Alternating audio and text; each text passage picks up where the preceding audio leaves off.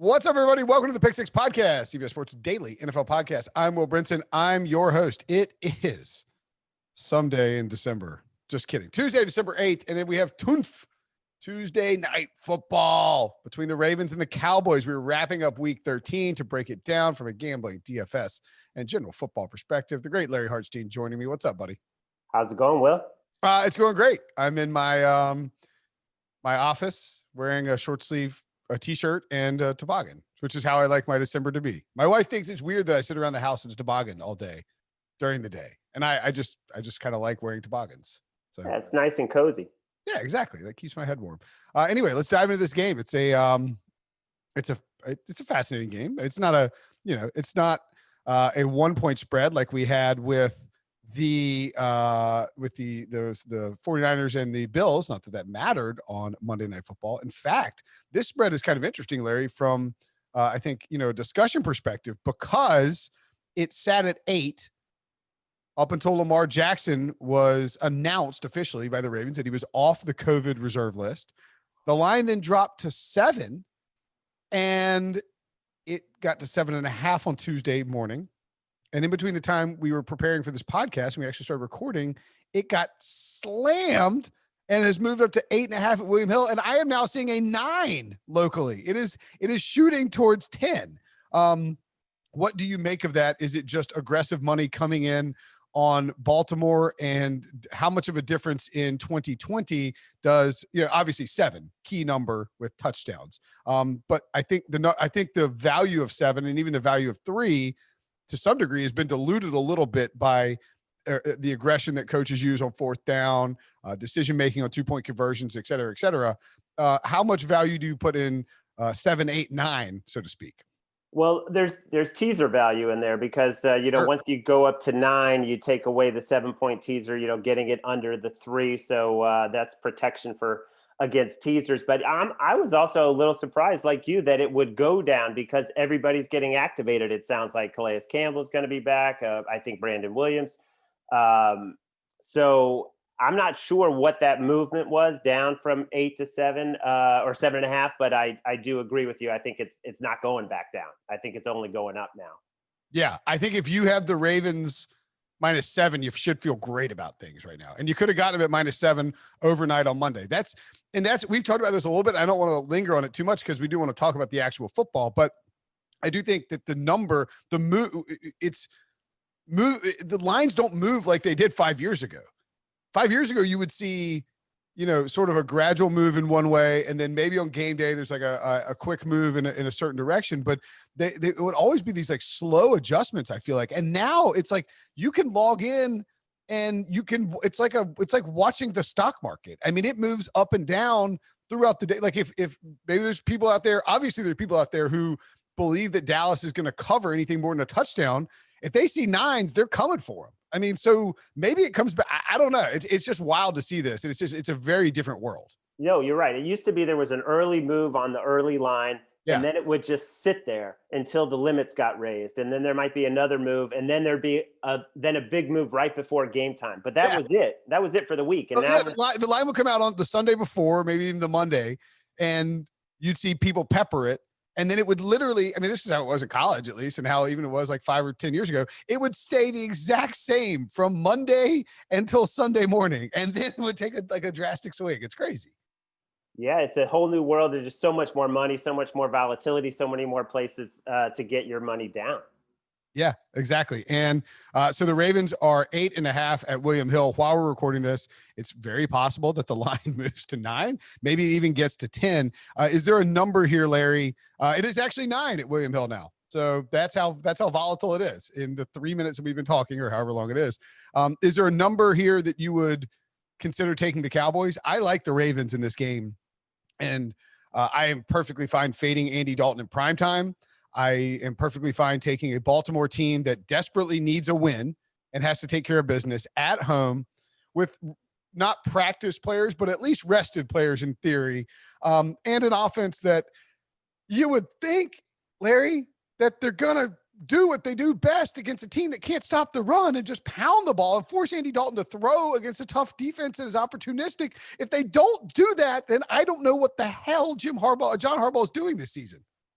Yeah, you mentioned, is there a number? I would say 10 is my number of where I would start to get interested in Dallas. I mean, they had, but it's the same setup as last night. Washington had the extra rest against an NFC East team against a AFC North team, and now a short week for Baltimore. So you would think, hey, look what Washington did with all that extra time. But then you think, what about the coach? Do you think Mike McCarthy put all that extra time to good use, or did he just design another extremely slow developing fake punt from his own 25?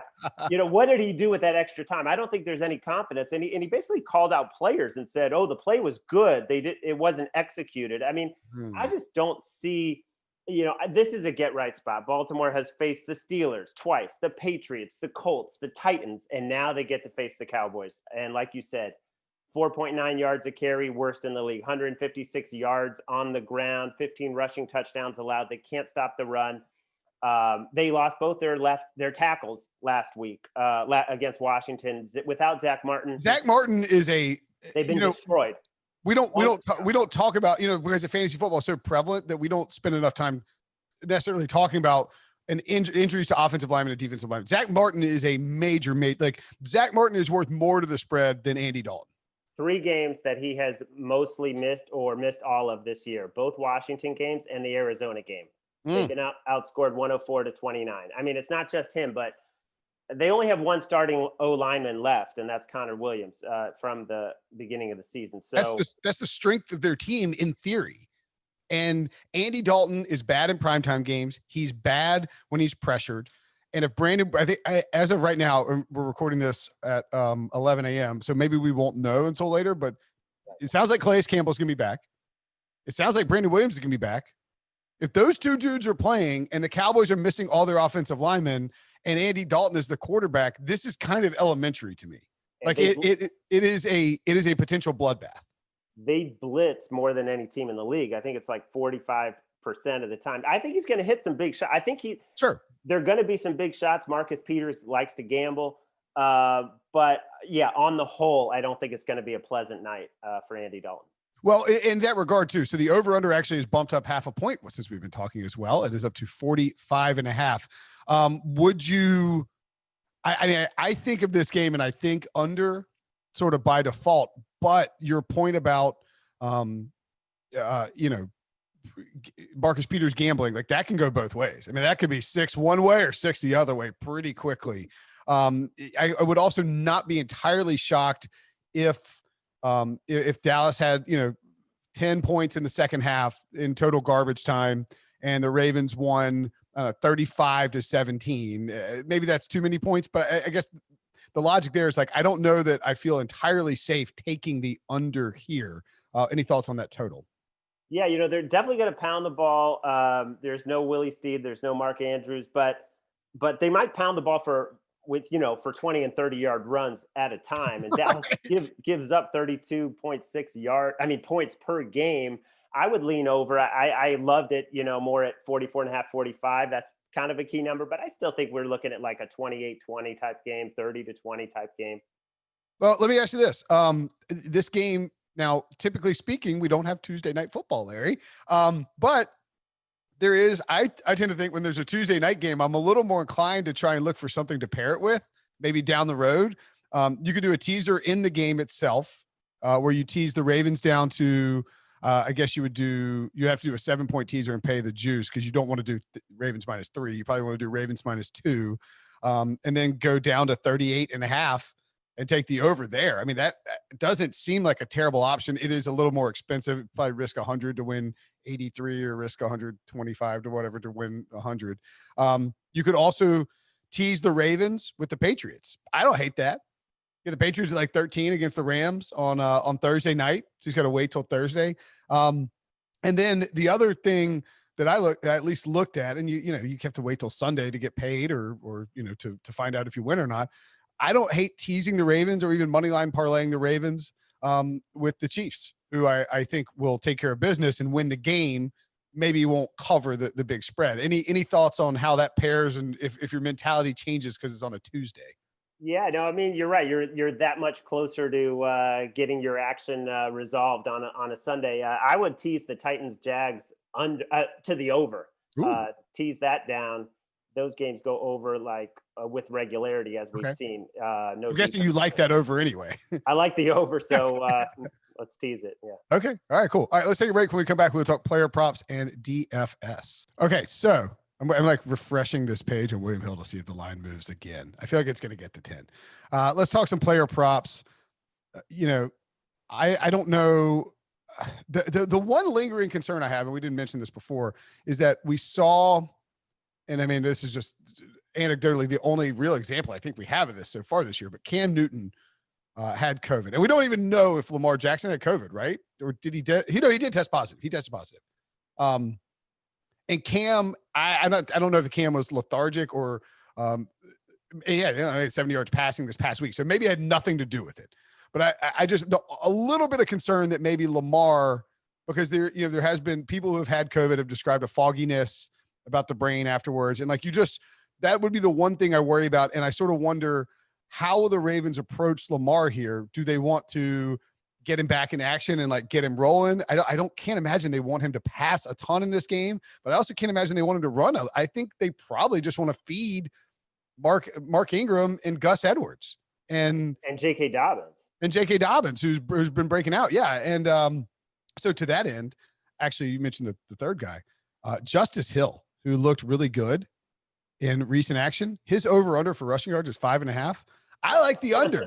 I don't think he gets any carries. There's so many guys to feed. I like Dobbins over 57.5 rushing. Last I checked, 69.5 combined. He's getting more targets. I think he's getting the third or fourth most targets on the team since week 8 without Mark Andrews, without Willie Snead. I just think, he's had 2 great games the last times they've been at home. And now he's back. I think he had 121. He had 84 total yards in the other. I just think it's a huge game for him. I can definitely get down with that too. I think his over-under, his total for receptions, by the way, is 1.5 and is juiced to the over. I don't necessarily hate that. The other receiving number that I don't mind at all either is Devin DuVernay, whose name I constantly mispronounce. But Willie Snead's missing, as you mentioned. Mark Andrews missing. There's got to be somebody who's going to fill that void, and you can get over 2.5 receptions for DuVernay at plus money. So I will take that at plus money and hope that he gets 3 yards. I don't mind his receiving total over at, I think, 22.5 or 23.5 either. Obviously, if he gets 3 catches, you would hope he's going to get you there to that 24. I'm done, Larry, ever messing around with Marquise Brown. I don't want anything to do with it. I don't care. But everyone is saying this has got to be his game. I mean, that's what they're all saying. It's every game, every week. That secondary without Willie Snead. I mean, but that's the narrative, is that this is a blow-up game for him. But you waited too long, right? It's always Marquise Brown's game. And then like the one week it was like 2 weeks or last week when they, when he against Pittsburgh, when he catches a effing pass from Trace McSorley for 70 to ruin the cover. So yeah, I mean, I think those would be my lanes. The small numbers, Justice Hill and Devin DuVernay. I agree with you on Dobbins. I think they might just, again, Ingram and Edwards coming off the COVID list. Maybe they don't feed them as much, and it's a Dobbins game, and Dobbins could run wild here. So I'm perfectly fine loading up on J.K. Dobbins props. I love it. And I also like pairing him to score a touchdown with the Ravens winning is plus 220. Ooh. Him to score anytime is 160 plus 163. One other one I like, Gallup. He is the deep guy.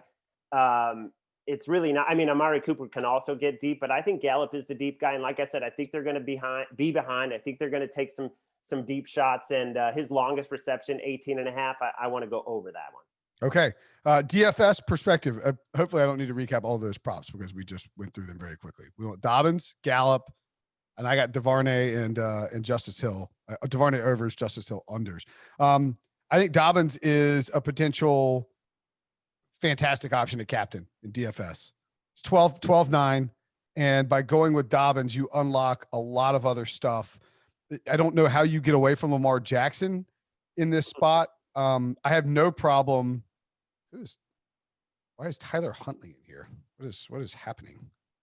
What is Tyler Huntley? He's at 9-2 just in case Trace McSorley also can't play. This is a weird move by DraftKings. I think you have to put Lamar Jackson in there, obviously. Have to. Have to. You don't have to put Andy Dalton in there, right? Maybe if you go Dobbins as your captain, you do need to go with the two quarterbacks. I don't know. I think you have to go with Zeke. Yeah, I don't think you have to play Dalton. I think you have to go with Lamar Jackson. You have to go with Zeke. I like Dobbins. Dalton Schultz, 19 catches last 4 games. He's pretty cheap. Justin Tucker, if the Ravens offense is down in the red zone a million times and doesn't get it in a few times, he could have a good one. Yeah, but I think Dobbins is the guy. One guy that I think is a little intriguing that he didn't get much run against the Steelers. He's only $200. James Prochet, the rookie out of SMU. I don't know. I feel like they're going to try to work him in at some point. Miles Boykin also didn't have a catch against Pittsburgh either. He was 1,800 in that game, and that was a showdown slate too. And now he is $600 in terms of his cost, because it was a Wednesday afternoon game. He's $600 in terms of his cost on the showdown slate. That is pretty cheap. I mentioned DuVernay, he's $800. I mean, any one of those guys can basically unlock. If you go Dobbins as captain and one of those cheaper guys, and you don't really need to go one of those cheaper guys, but I think DuVernay is interesting because if you put him in there at $800, so I have a lineup here with Dobbins, Lamar, Ravens defense, DuVernay, Zeke Elliott, and Dalton Schultz. I could even get rid of Dalton Schultz and move up to CeeDee Lamb or Mark Ingram or Gus Edwards if I wanted to, or even go down to Michael Gallup. You're leaving a ton of cash on the table, but that's not a bad thing in these showdown slates, particularly with a 9-point spread where you expect that the Ravens will be able to get loose on somebody. Now, I'm probably going to be fighting against other Ravens heavy lineups. Would you go Ravens heavy here? It's hard to talk yourself into Cowboys are winning this game sort of DFS lineup script. Yeah, I don't think you can go more than a couple of Cowboys in this lineup. This just sets up so well. We'll see. We just don't know. That's the COVID era. You just do not know how they're going to look. I mean, what kind of practice has he? One practice and one walkthrough for Lamar Jackson, but you just kind of trust the coaching and you trust the. Well, you would think that they're going to simplify it again and feed the ground game. I mean, I don't even hate the idea of doing something where you do like Dobbins is your captain, Lamar, Gus, Mark Ingram, Ravens defense, and then no pass catchers. Just like get every rushing yard. Get every rushing yard you possibly can from the Ravens. Get their defense in case they pull off a pick six, and you don't expect Dallas to score more, and then plug in. If you could either do Andy Dalton or you could do one pass catcher for Dallas. And I mean, I don't hate the idea of that sort of stack. I think it might be popular, but we'll have to see. Yeah. And maybe Dobbins is the guy who catches the ball and runs it in. Right. And if Dobbins catches a ball and runs it in, you shoot up the leaderboard because of that. Now, again, if you want to be super contrarian, go get yourself some Cowboys. I will have all the Ravens in my lineups. And it sounds like Larry will as well. All right, buddy. Good stuff as always. You got the props, the DFS. We like the Ravens and the over as well in this game. Talk to you soon, man. Likewise. Take care.